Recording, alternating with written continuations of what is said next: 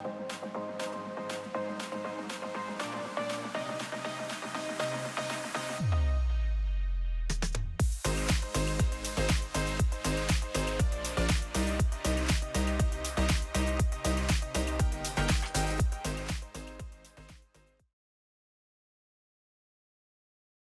everyone. Welcome to the SavvyCast. This is Jamie, and I'm so grateful that you're here today, whether you're watching on YouTube or listening to the podcast. I have an old and dear friend with me today, Dafney Dooley, and she is going to talk to us today about travel, specifically cruising. So, first of all, Dafney, thank you for joining me today. Of course. It's about time. It's about time. I just have to tell y'all before I ask the icebreaker question how Dafney and I know each other. We knew each other when we were both newlyweds. We lived in Montgomery. Then we both got pregnant with twins. Dafney has a boy and a girl set of twins that were in the same grade at the same school with my girl twins. We're all very, very close. We're all big Auburn fans. We've known each other forever. Now we're all empty nest. I know. We're all empty nest. You're about to have a beautiful grandbaby, and you're going to be the best. And now that we're empty nest, I have the privilege of getting to go to you for all of my travel needs because, guys, Dafney, plan any travel that you need, and I'll be linking to all of her information. You're going to want to connect with her for your personal travel needs if travel is on the horizon for you. But Dafney, before we start, would you share with us what you would choose as your last meal? I'm gonna probably say, I'm a 7. I like everything. At least I think I am. We need to talk about that. But I love my mom's cornbread. I have to have that cornbread with some country fried steak and then mashed potatoes and good old pan fried okra, not the deep fried, the good old pan fried okra from my grandparents and their Silver Queen corn. That is just that's a comfort food for me. I had a great place in New Orleans. It's Lola's, and they have the best fire burn cooked fish. Literally took the plate and said, Bobby, I'm about to lick this plate. It is amazing. It was awesome. Lola's. Okay. I think I could go on. I have a drink that I love. It was when I went to on a cruise, river cruise, and it was at Christmas time. And they served it on the ship and they served it at the markets. And it is called Glühwein. I've been to Germany a couple times, but it's mulled wine. It has a little fruit on it. It's warm and you just walk around. It's amazing. So you are a 7. You love life. I can tell you love food. You are in the perfect industry. I'm a glutton for all of it. It's terrible. Well, I will move to my 7 wing. I'm an 8. I know. Yeah, go ahead.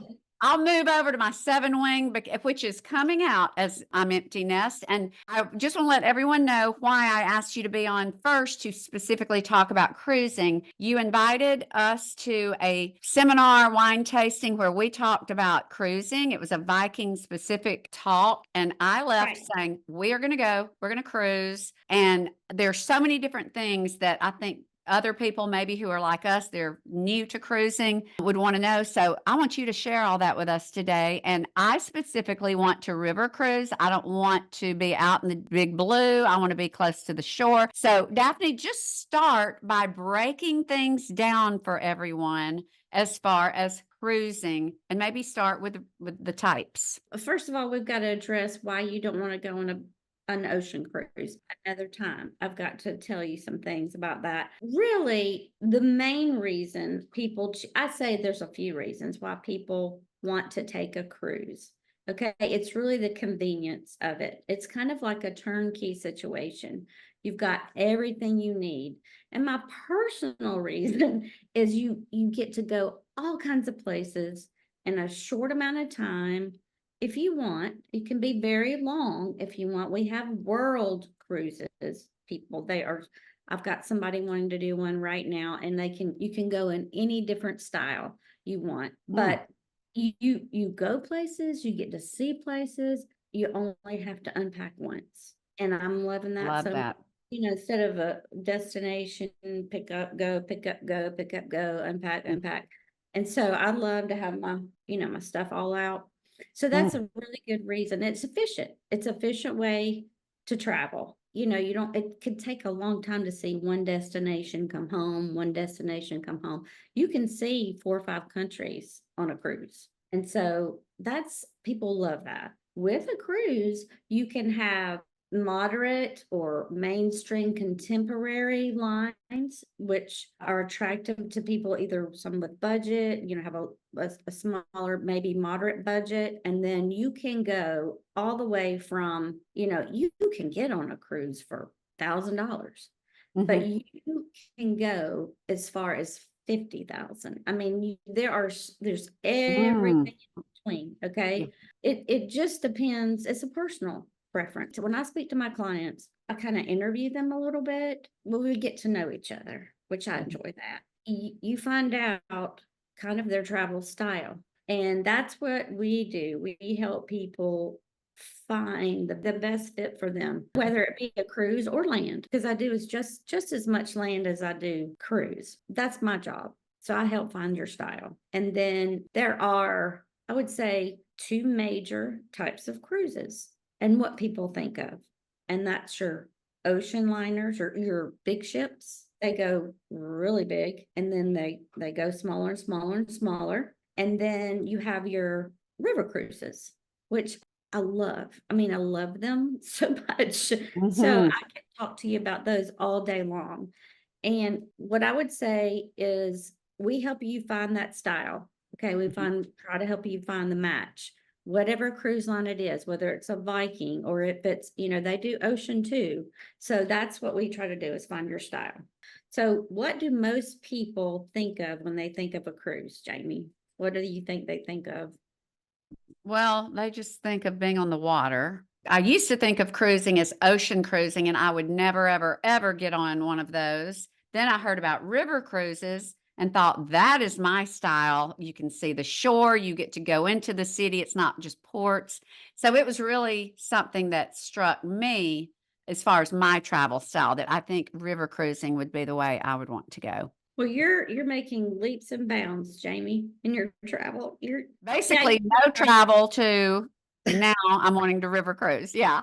you fly Now and you I'm fly. trying, I'm working on that. I'm working Most on. most people think of a mega ship. I think they do, because that's what they see on television. And Mhm. there's a lot you don't see on television. For example, there is a ship on the ocean that is all the rave right now, and that's the Icon of the Seas, which is with Royal Caribbean. Jamie, this ship carries 7,600 passengers. And you're like, I am not going to be on one of those. But Jamie, if you could see it, I've got pictures I could put up. It is phenomenal. It's phenomenal. You've got a kids club. They all have kids clubs. So mom and dad can kind of do their thing, but they have water slides. They have the entertainment is like Broadway. I mean, literally Wow. Broadway, Mamma Mia, Jersey Boys, those kinds of things. Whoa. Fine dining. There's cruises that have go-karts, Oh my on- stars. roller coasters on Oh my board, stars. I mean, this is a kid, your kids would love it. I Yeah. promise. But Mhm. you gotta like to want to do that. There's a place and something for everyone on these large cruises. Why did they choose it? Like I said, they're motivated by what's on board. And that's Yeah. why some people actually pick cruises based on the ship. And this is one example. Some people don't care where they go, what ports they go to. And it's not always in the Caribbean. We're talking Mhm. about Europe, we're talking everywhere. We're talking Mhm. about South America, all kinds. Mhm. But I would say ship is a motivator. People will go just because of what they can get on board. My neighbors are that way, I think. They've been on all, but they were big on what ship it was, and they went every year with their kids, and they would always tell me, "Okay, that the kids had this, we had this, we ate this." So that makes perfect sense to me. I'm sitting there thinking, I would never want to get on. I want fewer people, more luxury, no kids. So I see You where know, there's such a range. yes, but there are for people that do want that, but they want the rest of the amenities. They want to go to a cooking class. They want to make sushi. They want to, there's dance, there's a jazz bar, there's dueling pianos, there's, all kinds of things, wine tasting on them too. There's an adult section. So you Mhm. just can stay all in that. They Yeah, have their own restaurants. So they can slip out if they want to, yeah. and if they don't want to, they can. And they come at a pretty high price. I mean, this is not a cheap fare whatsoever. And they were the newest and greatest. They're about that. So that's kind of people travel for the ship, but Okay. then that travel for the destination. And they do this by cruise. So you can do it by land, but you can do all the same things on a cruise. So they want to see Alaska. They want to go to Hawaii, but they don't want to fly. Okay. A lot of people take cruises because they don't like to fly. If they can drive to a port, then they never have to see an airplane inside of an airplane. So Huh. I think lots of people do that. Well, now And I have a question. If you live in a place like Alabama and you want to go on a cruise to Europe, what's the closest port? you would have to do a transatlantic. Yeah, I was about to say, we'd have to, I mean, So flying just makes sense yeah, for, New York. There's a lot of transatlantic go, across, and some people do it just because they love the ship. Like Cunard is one of those that does a lot of transatlantic ship cruises, and they're very fine. They're Mm. very, very fine. And again, all these ships we're talking about they're so high tech.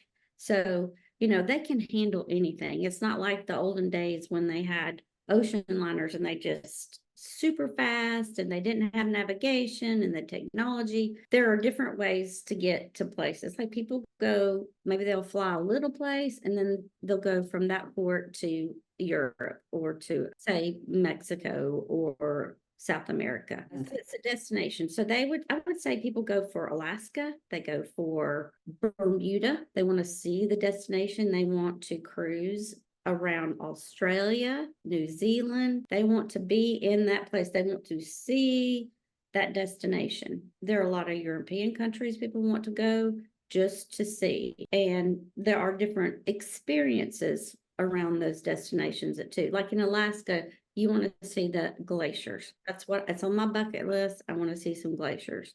People want to see Polynesia, but they don't want to cruise all the way across. They can fly and then this is what Norwegian cruise line is the only one that you can cruise around the islands. So you're basically on the coast and you get to see the islands without having to go in deep waters. But they want to feel the Polynesian culture. Now, when you say Norwegian is the only one that can do what? For the Hawaiian Islands, they are the only company that does not have to sail from a West Coast port, like from California or Seattle, all the way to the Hawaiian Islands. Norwegian, you fly to Honolulu and then you get on a ship. It's called the Pride of America, and you actually sail. I just had a group that came back from there, loved it. You actually sail around the islands. And then So get you off when you, so get you off got to see all of Hawaii. to see all of Hawaii. You go in for the day. Some are overnights, like they spend overnight at the port, so you have another day there. You can do pineapple plantations, go to My the Dole gosh. plantation. Jamie, the best pineapple you will ever taste in your entire life. It's not like ours, but Oh, I'm sure it's not. Ours is awful. Okay, now I want to ask you this. So, in yeah. other words, you are unpacking one time. You fly to Hawaii, you unpack one time because your room is the ship, and you travel right around the island. So you see the shore and you see the whole island. You have to take a lot of time, maybe more time to come from the West Coast. So you need a couple days or 2 or 3 to get Yeah. there. People that have more time, but if you just want to go for a week, most of them are 7 days, 7 nights. So you go there and just go around the ports and see various things. So all kinds of waterfalls, and it's just amazing. Daphne, for somebody who's never done it like me, I've never even been on, I've never seen a river cruise. Is a river cruise, it's just like a floating hotel because you're by the land, you see the land, you could swim to shore probably if you wanted to, but it's just a floating room where you're not having to drive. Is that sort of accurate? That is so accurate. So we've got ocean, we've got river. So river, say you see on both sides, you can see land, and it's going very slow. So you've got time to kind of study your shorelines and see the castles you'll pass, and they'll announce, oh, that's the Dracula's castle or whatever. It's fascinating. And it is. It's like a little boutique hotel on water that moves. It's phenomenal. It really is. It's a great experience. And you just go, you take a port, you go to a port, say, I don't know, it could be Paris, it could be Budapest or in Holland. It goes through the country, whereas an ocean cruise goes around the country. It'll go through the city centers. So when you go to a port on a river cruise, say in Europe or even in the United States, there are rivers in the United States and they're phenomenal too. But when you pull up to the port and people disembark, they just walk right into the city. They just walk right up and you're there. You don't have to go anywhere. Of course, there'll be excursions that they can take you on to see specific things in that city or region. You can go on a wine tasting excursion. Did they have that planned for you? Like if we're on a river cruise with a bunch of people and there's so many ports that they know they're going to stop at, do you sign up in advance for what you want to do when you get into the city? I mean, they have some ready for you that come with the package. Okay. And then usually there's some time in the afternoon if you want to take a specialty experience, you can do that. If you want to ride bikes around the country, you can do that. Or just have some time on your own just to shop, experience the local markets. Now, Daphne, if I asked this at the seminar, if you first time cruise or I'm only going to cruise one time, what would be your top 3 recommendations? Okay, well, for our age demographic, I mean, I'm all over the river cruise. I want to do every river there is. And I even want to do the ones in the United States. I've had clients that go. I do too. They're great. They're not, the price point's higher because Oh, there's limited. Yes, not what you think. it's higher to cruise in the United States than outside. It's pretty up there. Yeah, you can even do the Great Lakes. You can do the coast of like the Northeast. You can do that in various ranges, but there is some that are pretty smaller ships that are kind of higher priced, like Nantucket and all of that Northeast section. You can totally do that. So there are options here too. You can do it here. I'm going to tell you, I'm sitting here listening to you. We may start with a US cruise because I haven't seen so many beautiful parts of the US that would make perfect sense to start there, then branch out because, and you say there of all the luxury, you can choose your ship, you can choose. Yeah, you can, they're going to be a different experience. They're really slow. They're made, you'll see a lot of seniors on board, easily accessible, not bad. The Northwest, that was very popular. That's the Lewis and Clark expedition. It's for some of those history buffs. You get to learn about the apples that come from Washington. It's also, I've had people go on that too and thoroughly enjoyed learning about the United States. And of course, Mississippi is your other option that goes all the way up. I love the European river cruises. I would do Viking. We've sent people on Alma. I have been on one of those. We would have to find the price point that works for you and the people going with you. I think they're going to see a lot of the same things. They're going to have historians on board that can tell you. For example, history buffs, this is on my bucket list. Round trip out of Paris, a river cruise, and you go to Normandy. And I love history. I want to go see that for myself, experience that for myself. And I want to see, you can see Churchill's bunker during World War II. And the beaches of Normandy, all of that. Yeah. Beaches of Normandy. And, they just had D-Day, tons of people going. I think I can't remember how many people, but it was a lot of people. This one, because of an anniversary. So that's one. As far as ocean, again, what fits you? I have a lot of seniors that go on the Viking because they're very nice. There are no kids. There's fine dining. And then there's your family cruises that are, say, Royal Caribbean or Norwegian. We have a lot of people that take these, but I think a great one for Alaska would be Princess. They do some of that, and Holland America. They're kind of a premium. And Celebrity. I love Celebrity. Celebrity is somewhere between your Royal Caribbean and mainstream family, more adults centric, entertainment centric, or adults. So, I mean, that's my preference. I'll go anywhere. So if somebody says, I want it to be really nice, I don't want to, blow out the bank, but I don't really care. I mean, we want to pay for, I mean, I'll just tell you, I don't want to think about anything, worry about anything. And I want to feel like I have been on a nice trip. So we've been talking and we're thinking Viking, or I'm not sure what the other options were. But I know with Viking, you said you can get all levels. Are there some ships that are pretty much everything's luxury? And yeah, I mean, there's a Uniworld, and there's some other companies that do land and river cruising. Sometimes I try to choose, I'll do all of them, will all be amazing, but I like to choose one that's their specialty. They have the local people on board that they provide the local cuisine. I think those are part of the experience of travel. They bring that to the ship as well as you going off the ship and experiencing those things.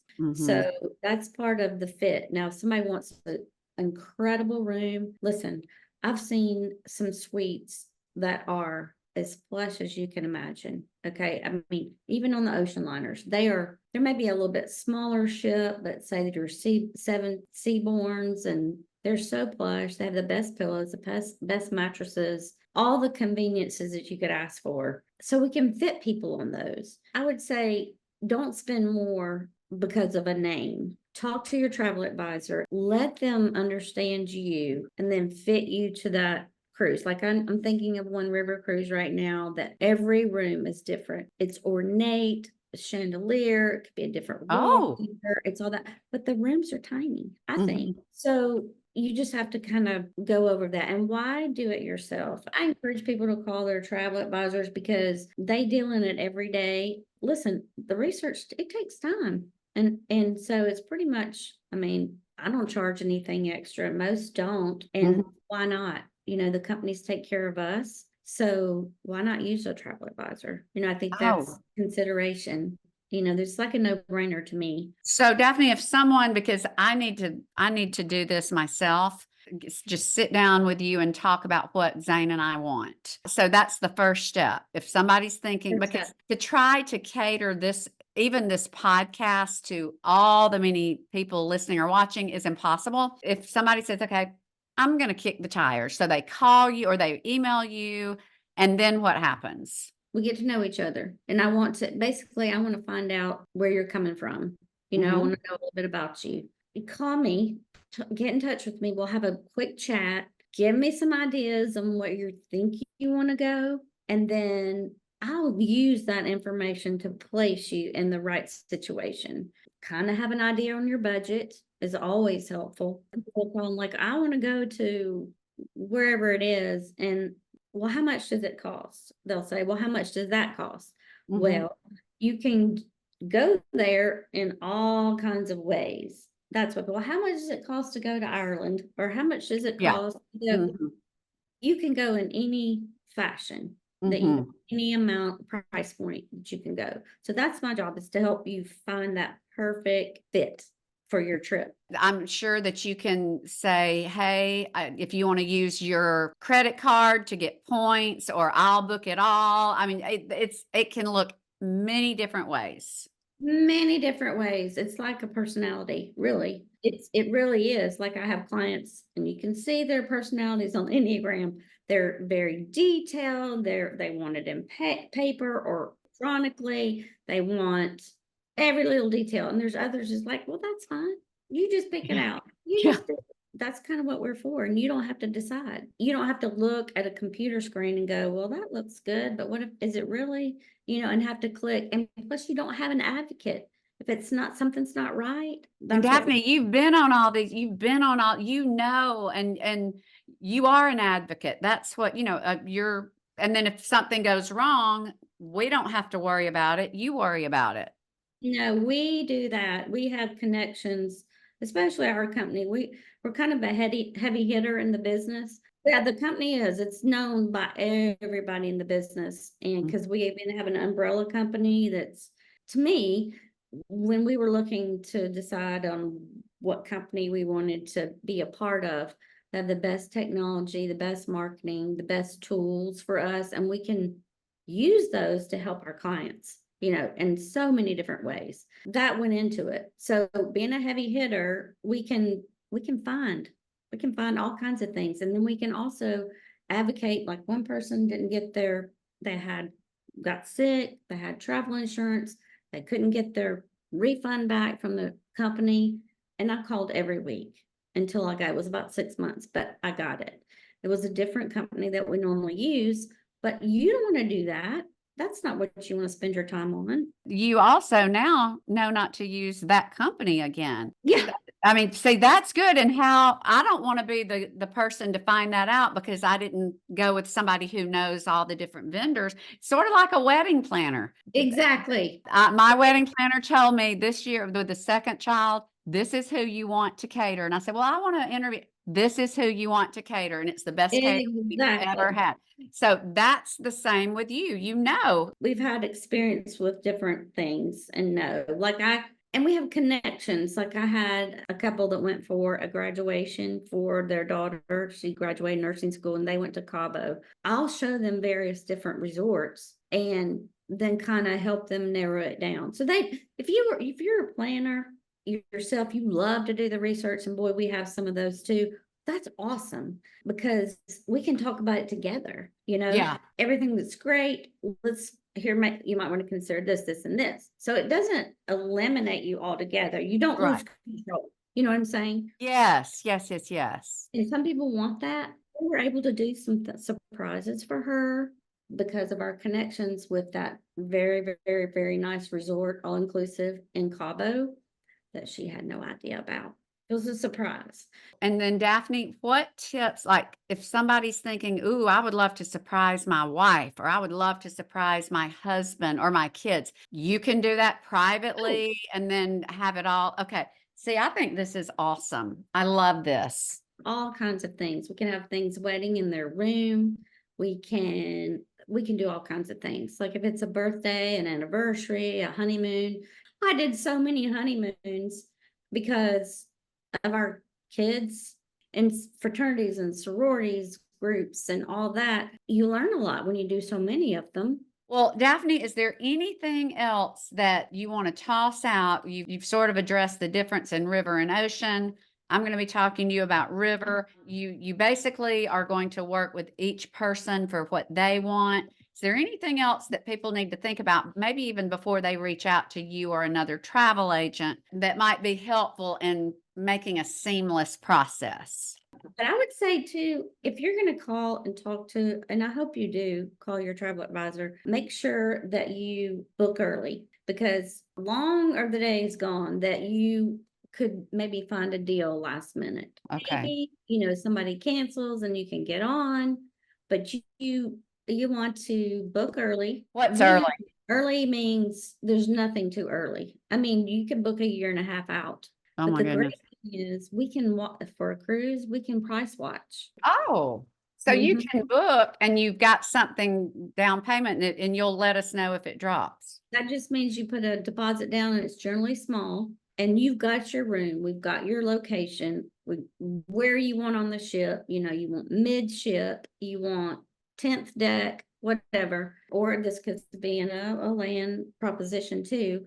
You lock it in. I mean, people could book, say, a year and a half ahead, have their room, and then the price just goes up, up, and up. After COVID, all the rules changed.